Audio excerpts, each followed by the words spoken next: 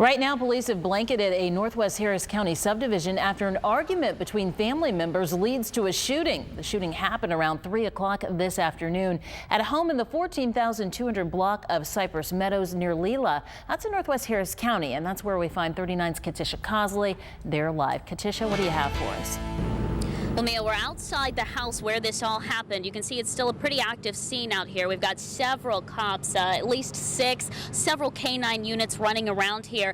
It's still very early in the investigation, and so we don't have a whole lot of information. But what I can tell you at this time, we are hearing that a man was shot in the head inside this house. We're hearing that he may have been in an argument with another man who was also inside the house at the time.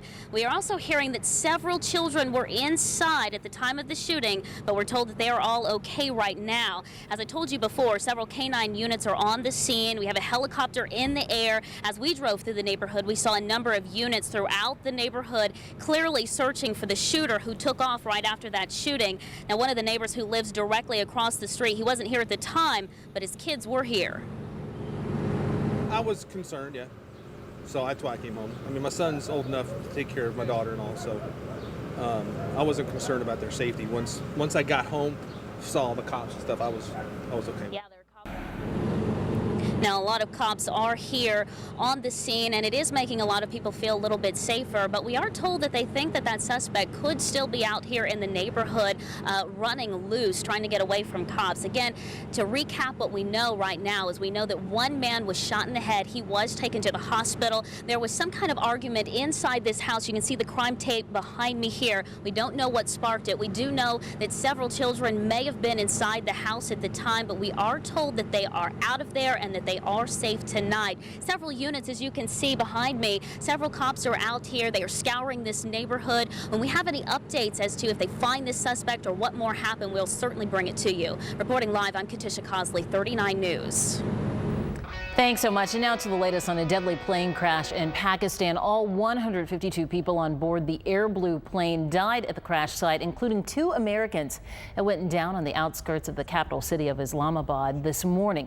Officials say it was storming when the plane went down. Rescuers worked in the heavy rains to recover the bodies of the passengers and crew. The cause of the crash is now under investigation. Continental Airlines may have to pay a $230,000 fine for allegedly using an airplane that was not up to federal standards. The Federal Aviation Administration says it imposed the civil penalty on the Houston-based airline because on August the 12th, it failed to install a washer during a repair. The plane then took 22 flights. Continental now has 30 days to respond. After several years of litigation, a settlement has been reached in the case of a police shooting in New York that left an innocent man dead. 23-year-old Sean Bell was shot 50 times by undercover police officers in front of a nightclub nearly 4 years ago after he just finished his bachelor party. The city will pay more than $3 million to Bell's family, and another nearly $4 million will be paid out to 2 of Bell's friends who were also shot. And now to the latest on the fight between Mel Gibson and his longtime girlfriend and mother of his child, Oksana Grigorieva.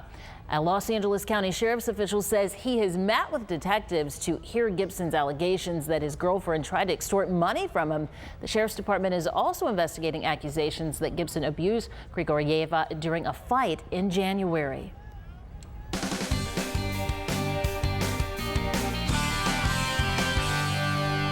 Well, we're midway through the work week, and like we talked about yesterday, most of the shower and thunderstorm activity now shifting off to the west. That area of high pressure now building in from the northeastern Gulf of Mexico. And most of the showers right now are just off to the west of the Houston metro area. Take you down to Matagorda County, show you those showers that have been moving through Palacios are now moving away into extreme southeastern parts of Wharton County around the Kane Junction area and just to the southeast of Wharton. Other showers moving out of Wharton County off to the north into Colorado County, where you're seeing some light rain along I-10 in the Columbus area and off to the north of the Eagle Lake area along U.S. Highway 90A. But most of the heavy rain this afternoon, what's left of it, is up in parts of Austin as well as Washington counties, where you're seeing some light to moderate rain from Belleville up to the Buckhorn area and just to the north of the Brenham area. These showers and thunderstorms will be moving and edging slowly into western parts of Waller County and southwestern parts of Grimes County over the next couple of hours. And it looks like that's where most of the activity will be as we head through the evening hours. Just an isolated shower possible in Houston till sunset. Temperatures this afternoon afternoon, generally holding in the mid-80s, a little bit warmer down in Wharton where you've seen some sunshine in between the showers, 90 degrees. Brenham currently 79 with rain,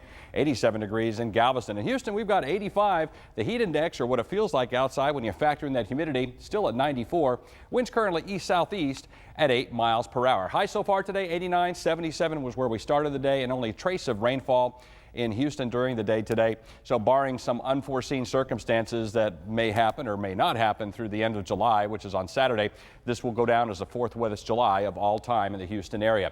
Well, showers and thunderstorms continuing to develop in that around that area of low pressure that right now is located up over the Texas Panhandle.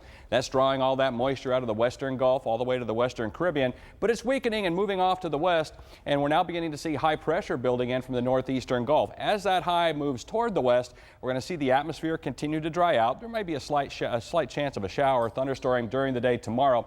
But I think as we head through Friday and Saturday, the heat will be on in southeast Texas, although there still is a slight chance of a shower on Sunday. I think the big news as we head toward this weekend will be the extreme heat, and the heat indices, or what it feels like outside, approaching 105 to 110. So get ready for a return to more summertime conditions in Houston. For tonight, look for partly cloudy skies. We'll see overnight lows generally in the mid-70s inland, right around 80 at the coast. Any showers around should be ending as we head through the next couple of hours. For tomorrow, we're looking for partly cloudy to mostly sunny skies, a less than 20% chance of a shower or thunderstorm, primarily from Houston and to the south and west. Looking to top out at 96 in Houston, 90 in Galveston, and 93 up at Conroe.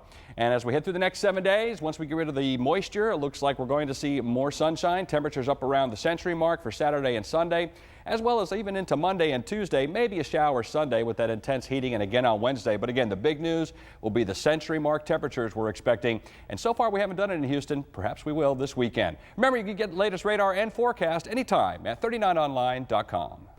Thank you very much, Keith. It is an irritating problem for parents and kids in more ways than one. Head lice is found every school year in classrooms across the country.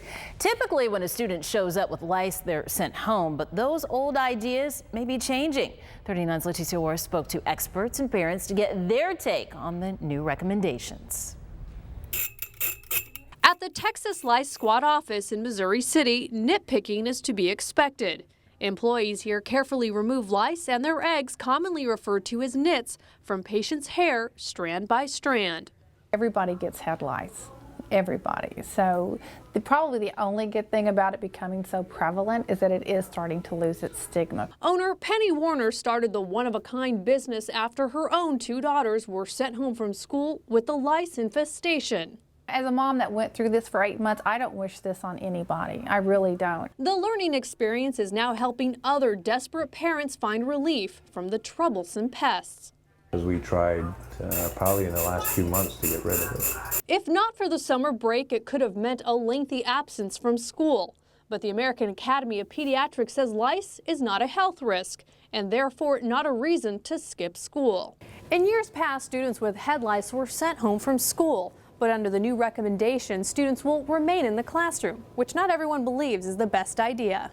The problem is it does get spread in schools. And while it is a nuisance, it's a common problem in schools, and one that is increasingly resistant to over-the-counter medications which contain pesticides. At the Texas Lice Squad, an enzyme is used to break down lice protein to help remove them. There is no magic potion out there. You've just got to get them all out. A painstaking process that parents are leaving in the hands of a professional nitpicker. Leticia Juarez, 39 News. In other health news, district officials in Washington, D.C. have launched a citywide effort to promote the use of female condoms. They want to make them available to help stop the spread of HIV, so community groups are handing out about 500,000 of the condoms and doing demonstrations on how to use them. D.C. has one of the highest infection rates in the country. Well, Apple is making improvements to 2 of its biggest products, the iMac and the iPhone. The company says the improvements will put smiles on the faces of its customers. And a big roadblock for Arizona's controversial immigration bill. A judge blocks a portion of that bill just 1 day before it goes into effect. Reaction from both sides. That's coming up.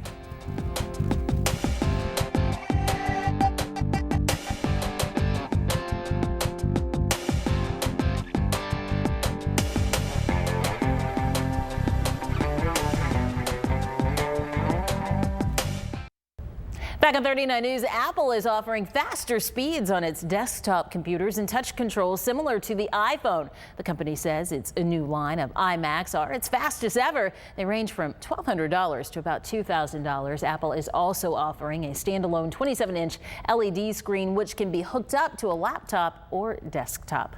All right, check out this terrifying truck race crash caught on camera in Brazil. One truck launched over another vehicle, smashing into the wall and landing on its roof, as you see there. Could you imagine? Now, one of the drivers got out on his own, but the other, well, he needed help to get out of the wreckage. Amazingly, both drivers escaped without any major injuries. If you've ever wondered what it looks like to be surrounded by 300 hungry alligators, then check this out.